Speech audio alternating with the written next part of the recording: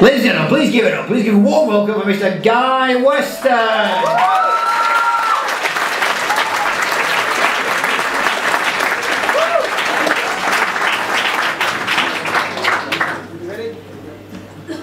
Well, good evening.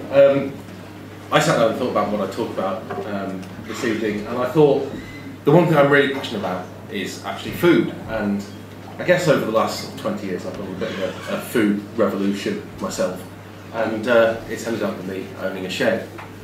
This is kind of where I started as a kid, eating macaroni cheese with tin tuna and tomato ketchup and sometimes brown sauce, if I'm particularly adventurous. And then I got a job in what was a pub. It didn't close down because I worked there. It closed down because the landlord was alcoholic. But that's another story. And they let me cook in the kitchens at the age of 14. Which was great because I learned to make lasagnas and fajitas and stuffed mussels and things like that, stuffed squid. And then because it was the 1990s, lots and lots of seared tuna steaks. But from there, I developed a real passion for cooking, and when I went to university, rather than joining in all the other students and buying lots of ready-made sauces produced by celebrity chefs who tell you not to use ready-made sauces, I actually listened to them and I made all my own stuff from scratch. And I started off with things like marmalade, and I progressed on to bresaola, which was quite an interesting thing to make. And I've tried making cheese and pâtés and everything under the sun. But I still got all my stuff in supermarkets. And I don't really like supermarkets. And you have to use them because you can't do everything yourself. But I wanted to get away from it. Well, at the time, I lived in... Oh, I forgot about this slide.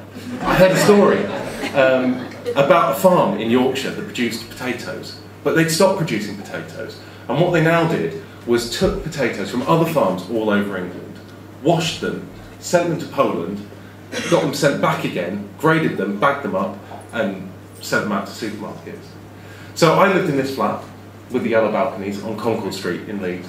Not a lot of outdoor space, but I thought I'd give growing my own veg a go. And this is me, sat on the balcony, potting up some plants. I had peppers and tomatoes, and carrots and courgettes, and every veg under the sun that you could fit on a 8-foot long balcony, 2 foot wide. Not an awful lot. And then it hit me, get an allotment.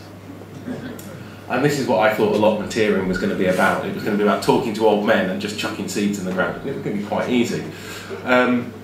It didn't turn out quite like that. Because this is the allotment that we ended up with. A little way into actually having done some work on it, although you can't really tell. And I haven't got the first clue about what I'm meant to do with this thing. But what I knew was, I needed a greenhouse. So I went off to North Yorkshire, to somewhere near Hebden Bridge, and found a very nice, very rich woman who was giving away a greenhouse and had to dismantle it. It was quite amusing because her son thought that that was my job. Thought that I was a greenhouse dismantle man. And Kelly, who's sat over there, thought that her job was to sit in the van whilst I got soaking wet. I also had to get a shed, which came from Scarborough and cost me £20 and wasn't worth £20. But it did eventually turn into quite a nice potting shed, I think you'll agree. With, you can't really see it on here, but you know, my tools hanging up on nails in the background. That's not really what I thought I'd be doing. But on the allotment, there's the shed in all its glory, now kind of refitted out. There's Kelly sat having a bit of lunch, basking in the sunshine, and not really doing a lot of work, which, you know, is a running theme through this, but I did sort of force her into it. Oh, and in the foreground there was the greenhouse, which still hasn't been put up, and we have broken most of the painted glass. We've tried a few things. Family Day. It was a great wheeze for getting people down. We'll do a barbecue, you can come and help us out, you can work on the allotment. Doesn't actually work. They just sit around and eat the food and complain about being asked to do some work.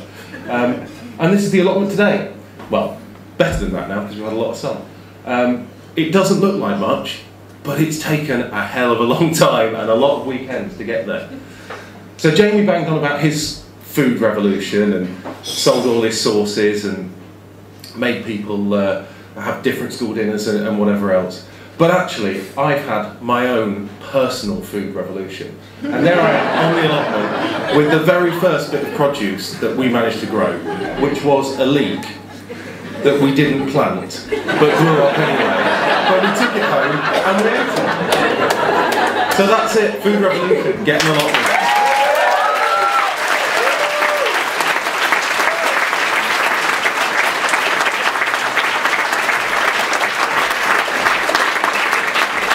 Weston, there's definitely a theme this evening. I think revolution is in the air.